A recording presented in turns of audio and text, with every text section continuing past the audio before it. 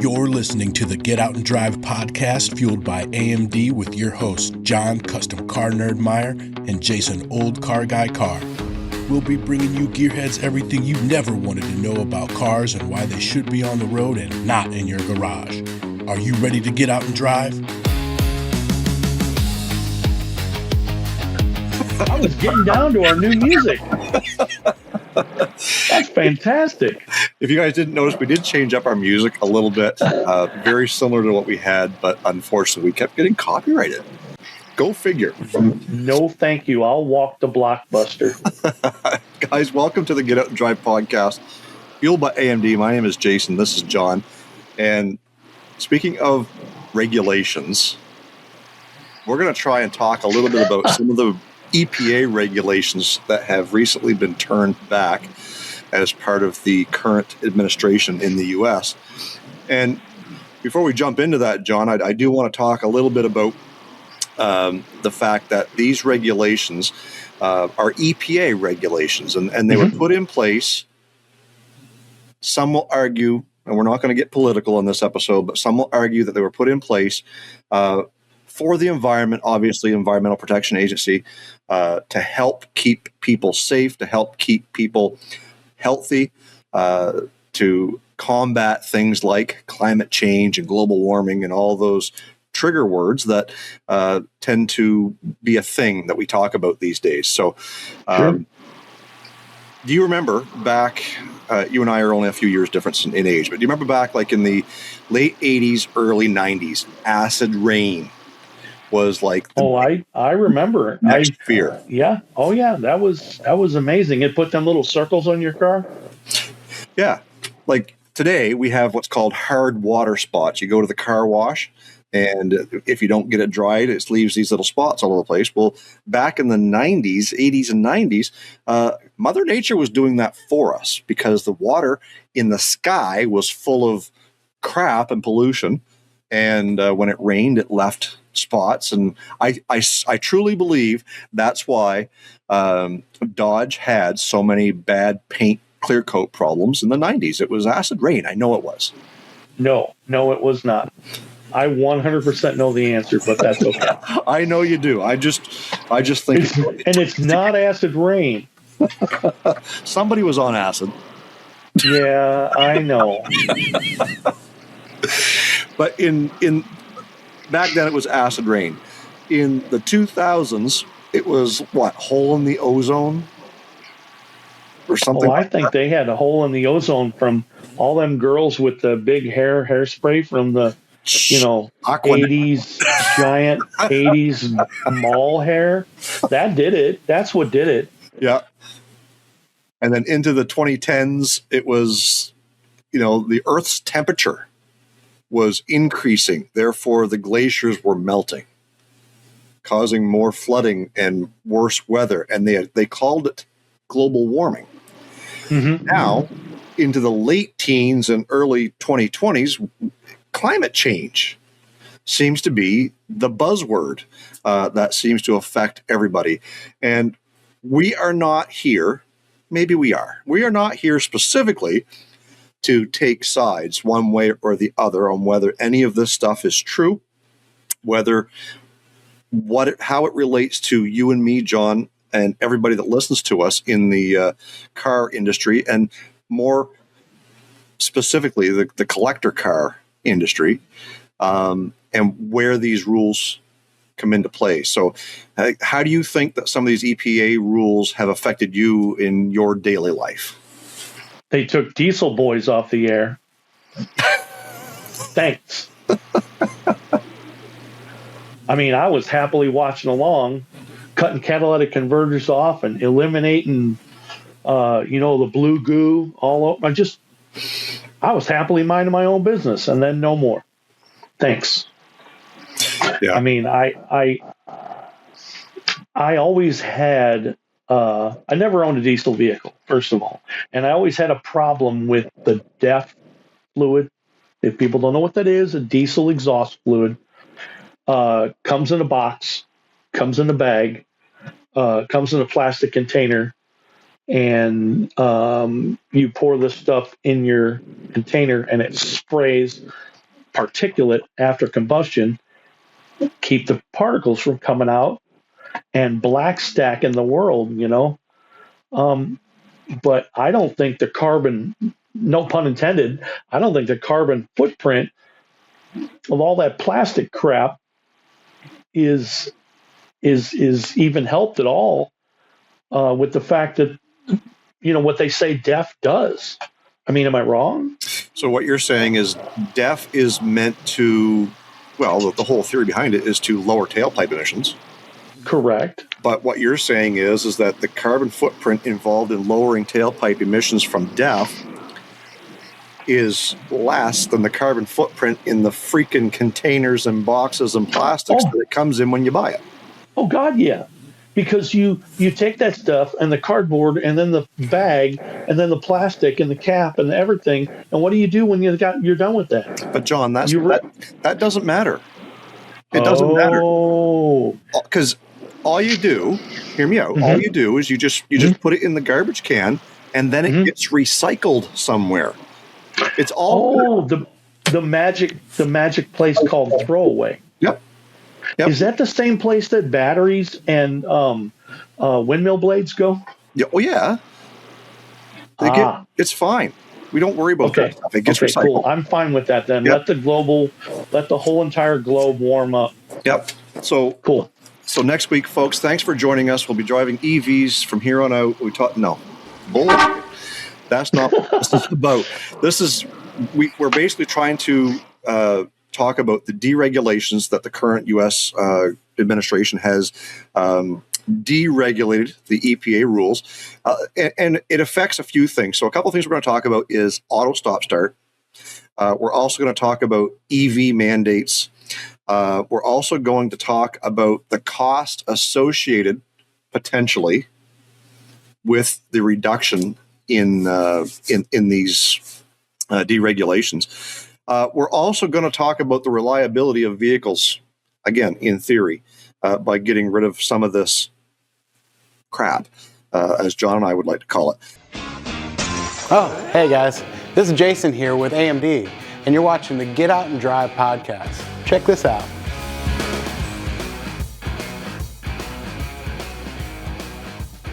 Here's your reminder to support the companies that support your right to get out and drive. Auto Metal Direct is a premier manufacturer of high-quality restoration parts for classic American cars and trucks. AMD offers a wide range of components including body panels, trim, glass, weather stripping, and much more, crafted to meet or exceed original equipment specifications. Be sure to visit autometaldirect.com as you get your ride ready to get out and drive.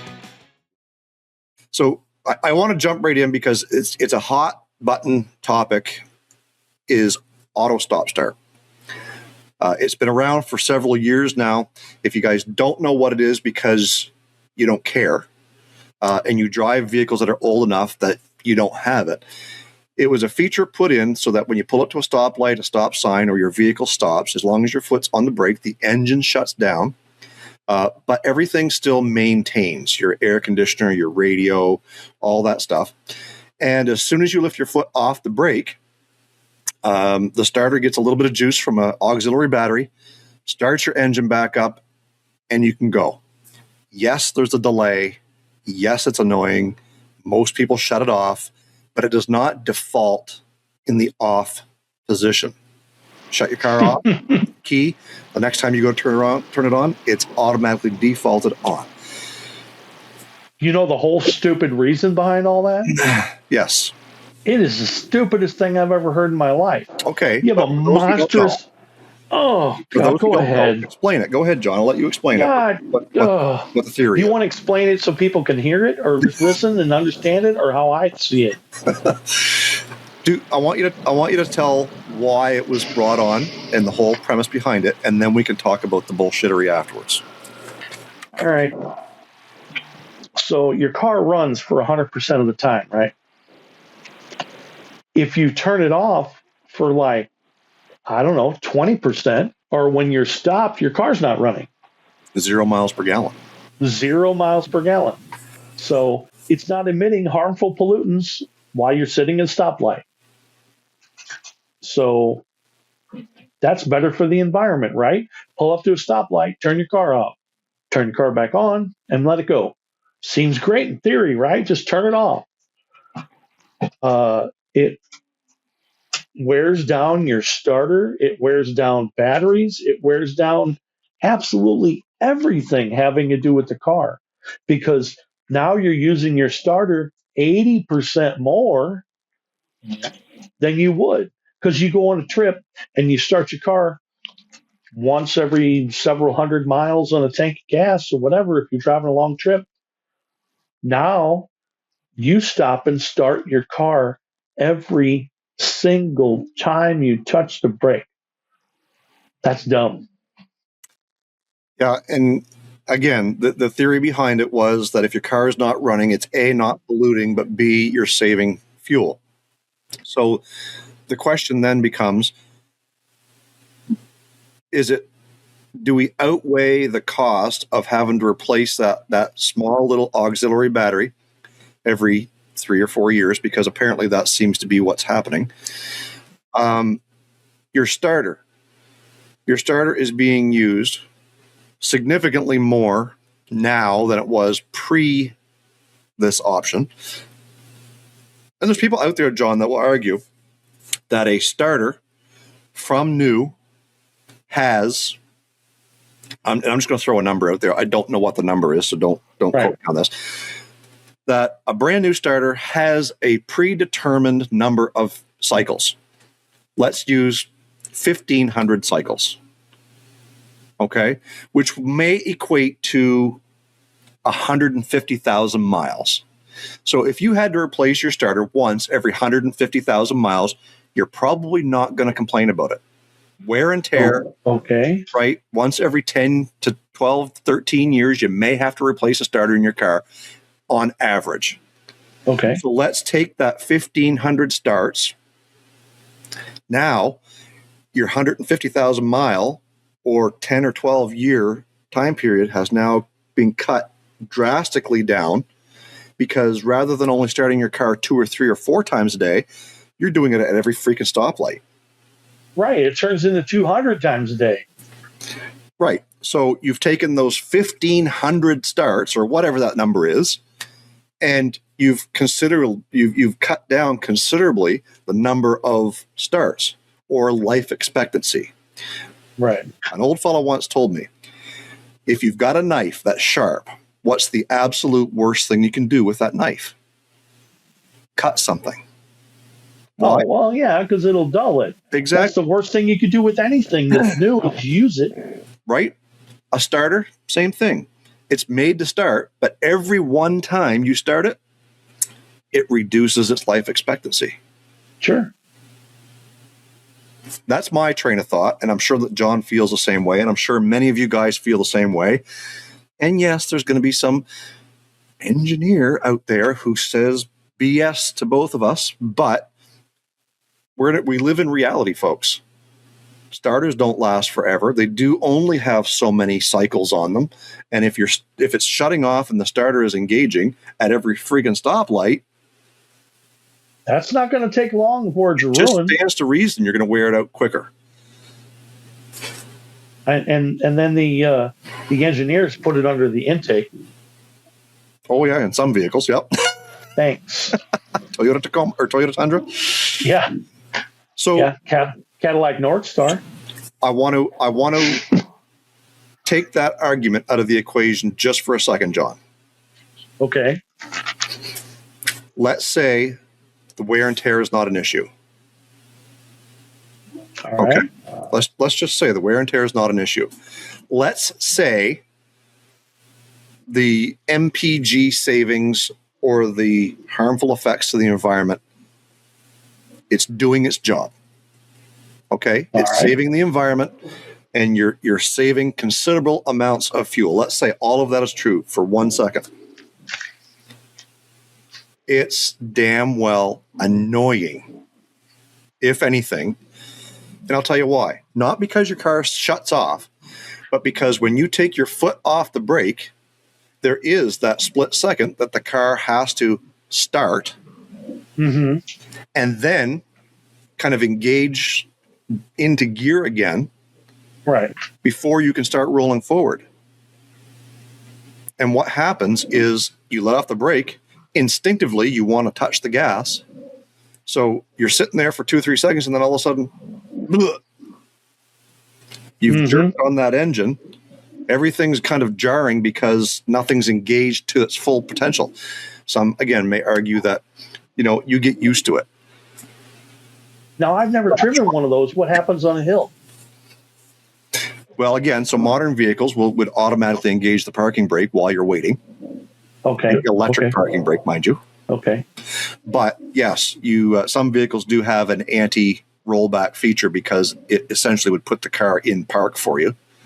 Wow. Because it's all electronic, right? So again, we talk about all these electronics. It's not just stop-start. There's a lot of other things that are going on there. Extra wear and tear. More computers. Now I'm gonna say something else stupid. Is there because I have no idea. I mean, hell, that car I drive around's 30 years old. Is there a stop-start feature only on automatics? Yes. Okay. Yeah. Well, I mean, it stands to reason they don't sell manual transmissions anymore. Okay. And if they do, very few. Okay. Your sports cars, you can't buy a pickup truck with a manual transmission anymore. Right? So what would you have that's got a manual in it? An Austin Mini or Mini Cooper, whatever they call it. Okay. Right? A Kia, some sort of Kia Soul or something? Some of your BMWs, maybe your low-end Kias and Hyundais. Right. Your Chevy Cruze. Of course, Chevy doesn't make any cars anymore, so no, they don't make any. Your Mustang would have a standard transmission in it. Corvette. That's right. Chevrolet doesn't make any cars. They make the Corvette crossovers, and that's it. They have Corvette and they have SUV crossover things. Yeah, starts with Chevy Trax. No sedans. No sedans. Chevy Trax is your base car now. Okay. Wow. All right. Way to go. There you go. So again, we're not talking facts here, okay? We're talking about is our reality in the feeling of some of these things. Do I think, again, like I said, let's take the wear and tear out of the equation for a moment. John, do you think for 1 second that for the inconvenience of having to deal with stop-start, that you're saving enough fuel or saving the planet enough to warrant the extra effort and cost that goes into making that happen? Wholeheartedly never. I mean, I can tell you I haven't looked at the black and white numbers. No one showed them to me. Maybe somebody will put them in this comment section and show them to me. But what are the black and white numbers of the same vehicle prior to start and stop and with start and stop? What is the gain? I don't know. Yeah. And so to piggyback off of that, there is a cost involved in making that feature happen. Some will say it's just electronics. Maybe you're right.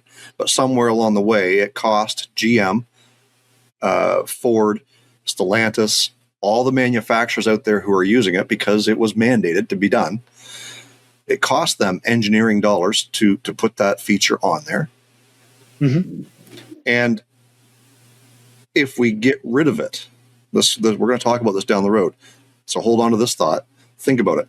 If we get rid of that feature, in theory, should the price of the car go down? Don't answer that. We're going to kind of come back to that because that's part of what these EPA deregulations say may happen. Let's move on to the next one, John, and that is EV mandates. Do you have EV mandates in Missouri? Or did you? I think so. I didn't have anything to do with it. Still, driving a 30-year-old car. No idea. I see them pass by me on the highway. I see them broke down in the wintertime on the side of the road, but no idea.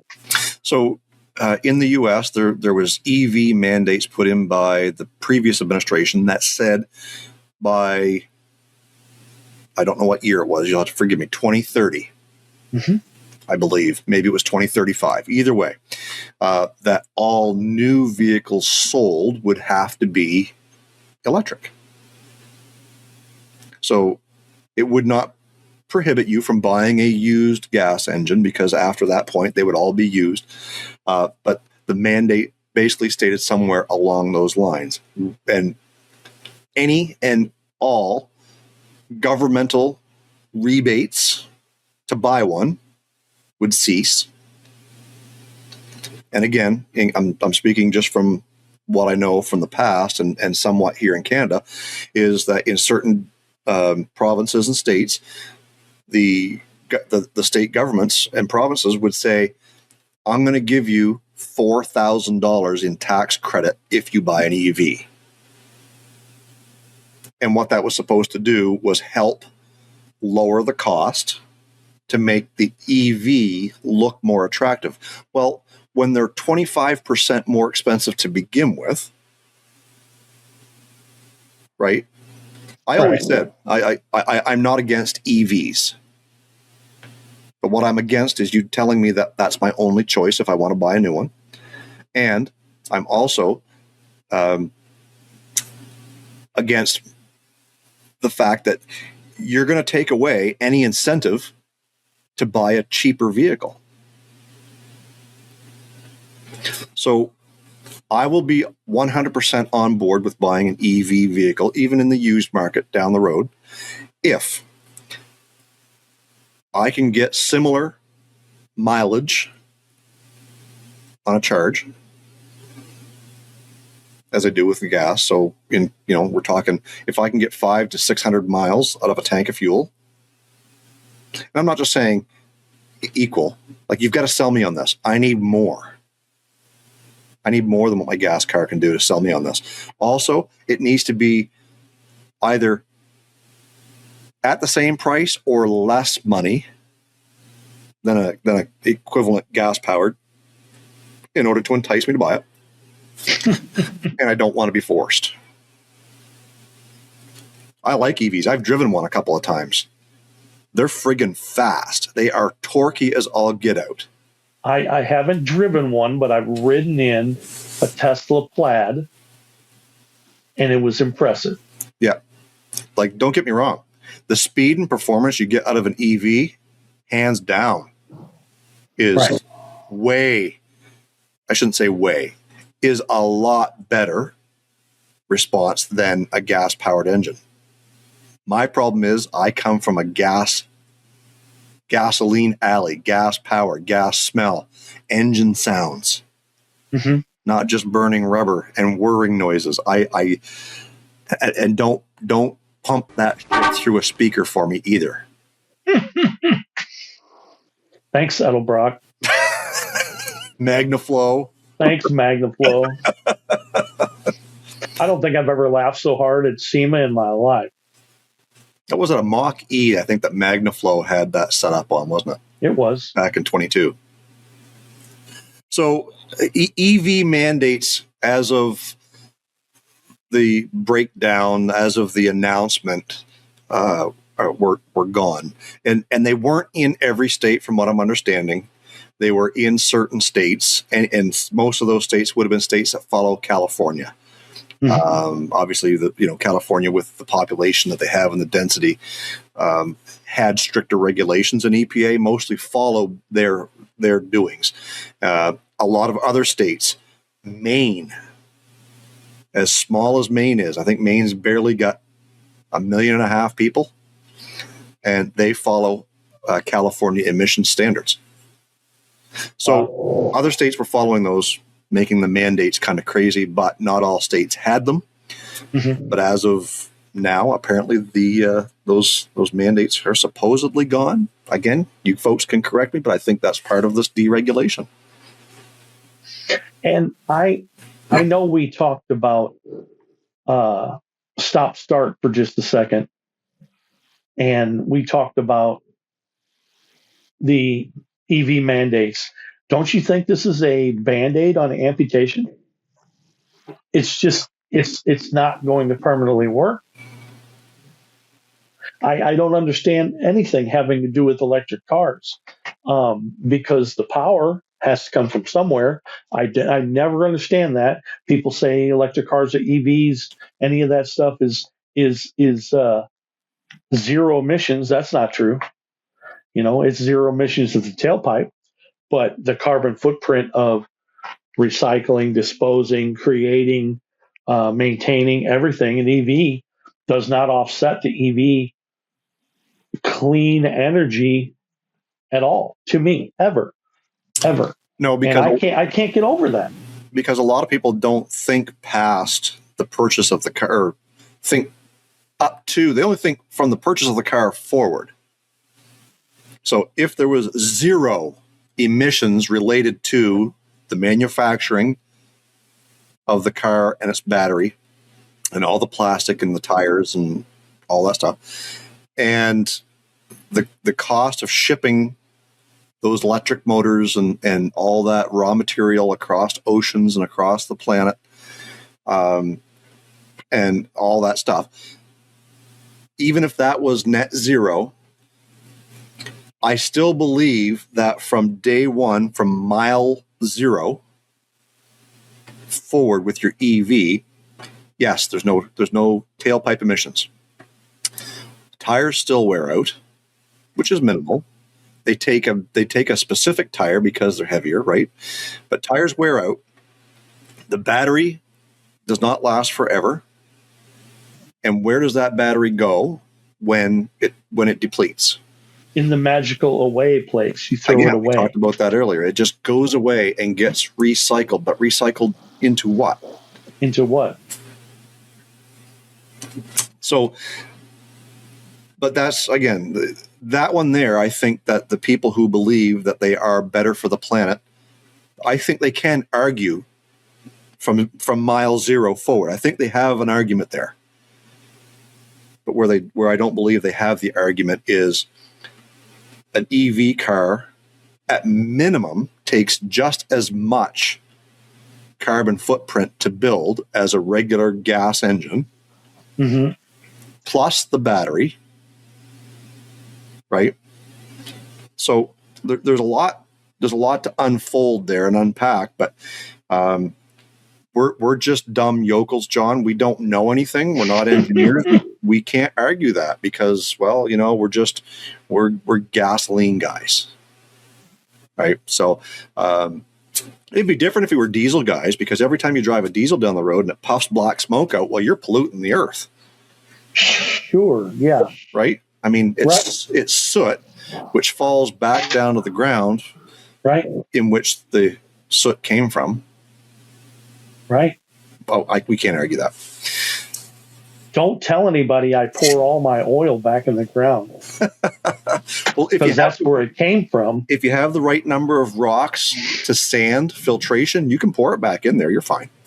Oh, I've read that Popular Mechanics from 1956. I know how to change your oil. Mm-hmm. Seriously, folks, we're like, as much as you might think that we're joking, there was an article that stated how to properly dispose of your oil back in the 50s. Literally, it was into the ground. I mean, that's where, old Jed the millionaire, that's where he found it. He found John's oil change. Made him millions of bucks. You discarded it. He moved to California. Then he got regulated. So, what are the results of doing these rollbacks on these regulations, John? Like, what should we see as a consumer? Should we see cleaner air? Should we not see black smoke coming out of the tailpipes of diesels? Should we not see the coal-fired power plants generating power to charge these batteries on these EVs? Will we run around with a windmill sticking off the roof of cars? Like, where does this go? What is the benefit to deregulating?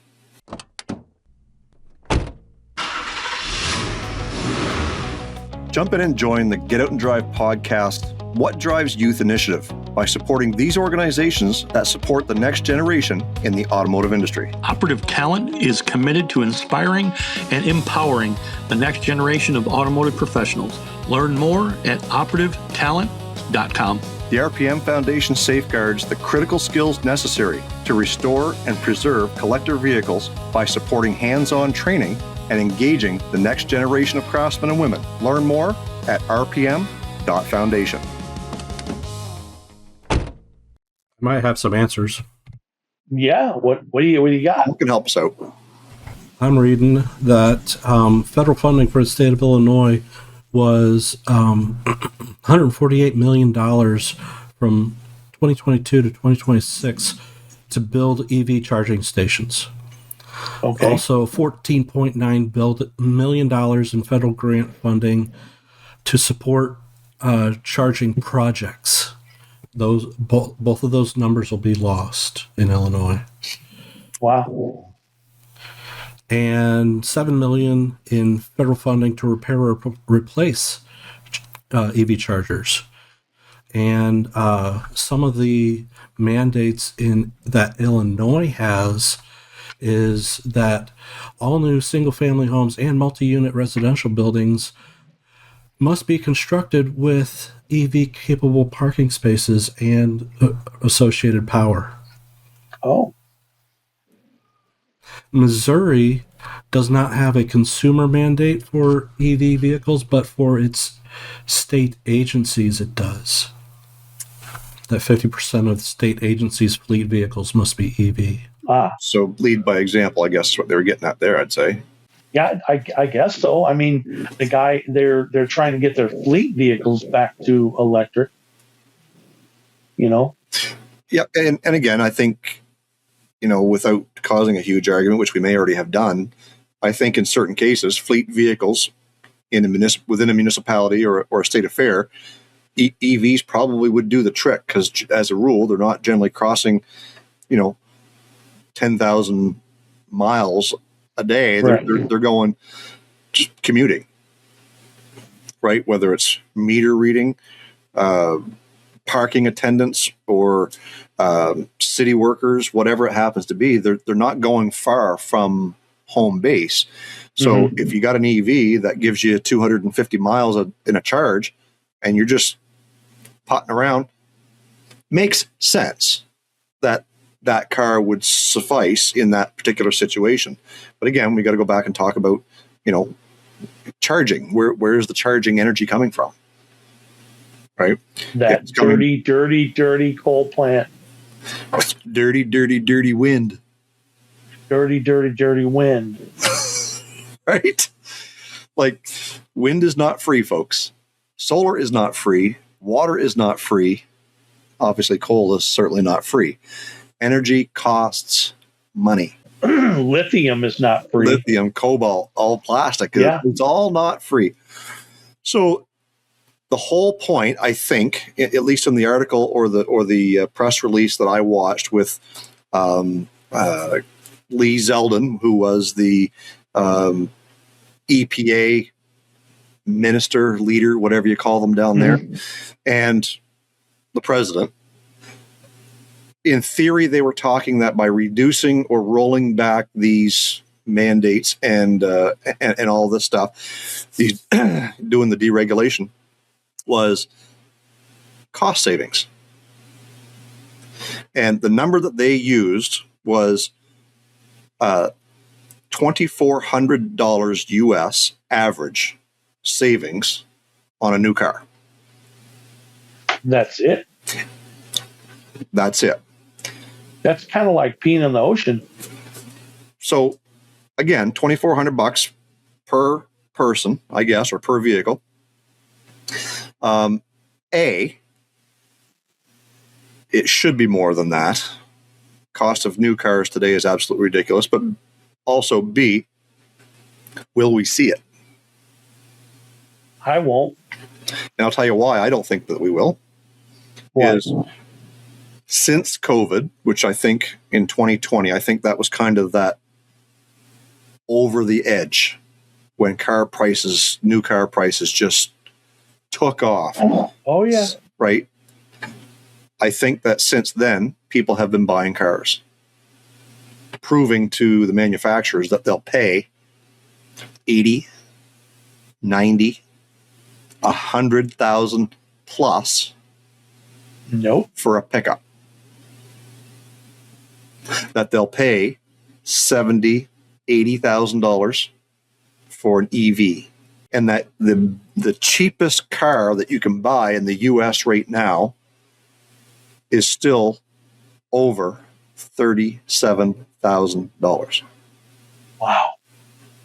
Where are my Cobalts, Cavaliers, Ford Focuses for $15,000? Oh, I forgot. They're back in the 90s. That's why. That's why I'm in, right. That's why I'm invested in Chevy Ventures. Is that like a growth venture? It is a growth venture. Money So in far, we're up to 3 of them in our family. money in the bank, isn't it? Oh yeah. So earlier in the episode, I asked if you thought that auto stop start was, if we got rid of it, if it was going to save you money. Okay. According to the EPA, $2,400 on every new car. You should see, which you won't. The manufacturers are not going to relinquish that extra $2,400 to you. They're going to pad their pocket. Huh. So like I said earlier, no savings. Oh wow! Who'd have seen this completely foreseeable end? So somebody was quoted as saying, "No more climate change participation trophies." And I think what they were getting at with that was no more virtue signaling over cars. No more, I'm going to put this dumb little feature in here that's going to save you thousands of dollars, which I don't believe Stop Start saves you anything net. No. Okay, maybe you It was another Band-Aid on amputation. Yeah. Hell yeah. Right? It might save you 1/10 of a mile per gallon over a whole tank of fuel. Maybe. And even if that's being generous, what does that cost you? Pennies. For what? The $6 battery you got to replace? It's for the battery you got to replace, and the starter you got to replace, and every other damn thing, and relays and fuses and everything. Well, John, because I know that right from the beginning, anybody who listens to us who may be like-minded may feel the same way that we do.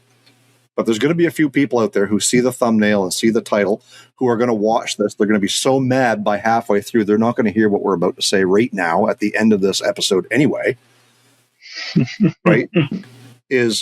I think that the CAFE standards that have been set forward as of right now have caused several problems within the automotive industry. One, unreliable cars. Mm-hmm. And I'm not just talking used car. I'm talking unreliable new cars, which in turn follows the unreliable used car. Because if you think it's unreliable at 0 mileage, wait till it's got 100, 150, 200,000 on it when you and I are buying it and see what the problems are. You think it's unreliable now? Where do you drive it? Right? A lube Lux was stock, man. So, and then at the very end of it, I think that what we need to do is rethink the whole thing. We're not trying to get better fuel economy. What we need is more reliable, and again, I know this is never going to happen. What we need is more reliable vehicles that last longer. Because if I was ever in a position to be able to buy a brand new car, I'm the type of guy that's probably going to keep it for a long time because of the price of it. But if it's reliable, I am going to keep that for a very long time. And when the time comes to replace it, if it was in fact a reliable vehicle, I may go buy another one. But because I am who I am, and you are who you are, we've talked about this plenty of times in different scenarios, we are the original automotive recyclers. Yep. We are doing the world a favor by keeping the old ones, albeit maybe not as fuel efficient. Sure. And maybe not as good for the environment.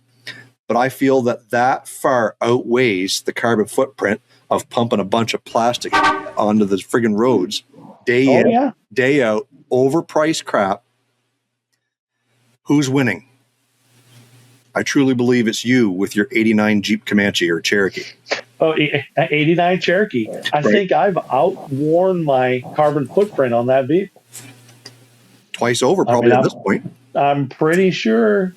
But see, because everything you're saying works into planned obsolescence. Oh, for sure. The dealers would 100%. never sell a brand new vehicle if it was reliable. Well, there you go. It's no different than buying an iPhone. It's no different than buying a new dishwasher or a refrigerator that orders Doritos for you, or anything. All that crap is going to break, and you're going to get a different one, and you're going to get another one. Auto manufacturers are going to have things 3 years. That's how long they want you to have it. You're going to have a 5-year car loan. You can keep the car 3 years, roll it over into the next one, because you don't want to have to put tires and windshield washer fluid and wipers and maintenance and anything on these vehicles. And they give you another one with all the brand new gewgaws and fasteners and crazy coolness, and you're going to keep up with the Joneses. That's going to happen. And they don't care about the second owner. They don't care about the third owner. They don't care about anything. It's brand new. Take the wrapper off it. Take it out of the box. I don't care what happens to it after 3 years, because the auto manufacturers are going to be selling you another one. Yeah. Well, I'm going to make this one last point, and then we're going to end the episode. But the Ford CEO, Jim Farley, has recently come out saying that we've got 6,000 bays in our dealerships that are empty of repair techs. And whose fault is that? And how do you fix that? Right?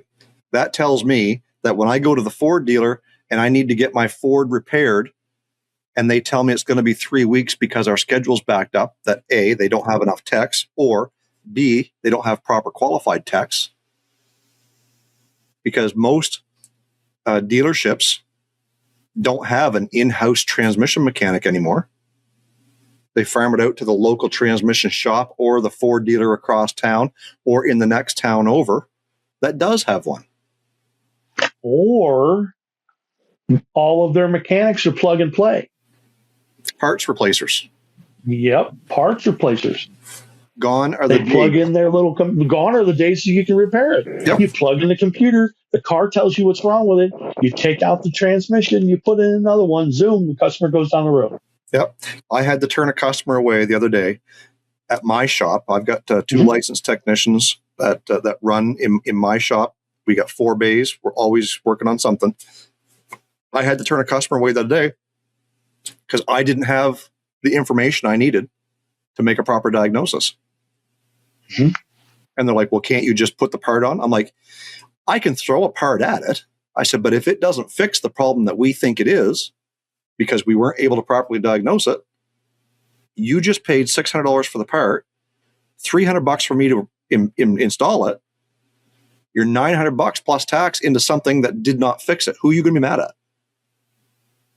The guy turning wrenches.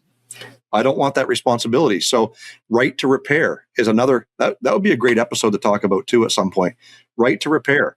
You said it earlier that manufacturers don't care about us 5 years down the road. When we're buying that car with 100 or 150,000 miles, they don't care about us. So all the information that we need to fix those cars after they're out of warranty, they're not sharing. Not to mention a lot of the newer cars, if you put a part on it and you fix the problem, the car still has to have its little butt padded, and you have to help it and tell it that you fixed it. Yep. And it has to agree with you. Right. That is a big deal. Not just fixing a car, but letting the car tell you, okay, it's fixed, and all the lights go out, and it's magic. A little black box works right. Tomorrow it doesn't. If that last little segment is not a great segue into the next generation of car mechanics, there's plenty of jobs out there for you. You're going to be learning a lot of electronic hands-on over the mechanical hands-on, because everything in a car today is electronic. So look, there's jobs out there for you if you want them. And if you're willing to put the elbow grease in to learn a trade, whether it be mechanics, auto body, customization, street rods, whatever it happens to be. If you're looking to get into a trade, there's a trade out there, and they are begging for you to come work for them. We also partner up with the RPM Foundation, and one of their big key attributes is raising money to make sure that these kids have an opportunity to learn a trade in school. So I think that it's a great idea. Maybe there's somebody out there who can figure out how to make a reliable engine that's A, good on fuel, and B, reliable, but C, doesn't cost an arm and a leg to repair down the road. So we need those people getting into the trades, getting into the automotive trade, especially to help deal with things like what we talked about here on this episode. John, I think this is great. I think it is a step in the right direction. I hope that there is some cost savings there. I hope that we do see that, but I also hope that we learn new ways to find out how to make up for the miles per gallon, the reliability, this cost savings on these outrageously priced new cars today. I don't know, man. It's ridiculous. I can't even tell you the last time I tried to go look at or even investigate the price of a new car or truck. Seeing 6 figures for a vehicle, I can't handle it. I absolutely can't handle it. Well, by the sound of things, we'll all be driving slate trucks here in the very near future anyway. Oh, yeah. $5,000 a pop for a bare bones basic truck, 2-seater. With roll up windows. There you go. Yeah. So if you guys have any information that you want to share with us on this topic, go ahead and leave it in the comments. If you're watching this on a platform that doesn't allow comments, head on over to our website, getoutanddrive.com. Go down to the very bottom of the page to the listener hotline. Tell us what you feel. Whether we're right, wrong, a couple of idiots talking about stuff we don't know what we're talking about, shouldn't be talking about. I don't know. You could be right. This guy. Thanks for tuning in. Thanks for watching. Don't forget, National Get Out and Drive Day happens on the first Sunday in October. This year, it's on October the 4th. John had to remind me. Again, head on over to our website and register. That way we can make sure we get some stickers out to you so you can enjoy National Get Out and Drive Day.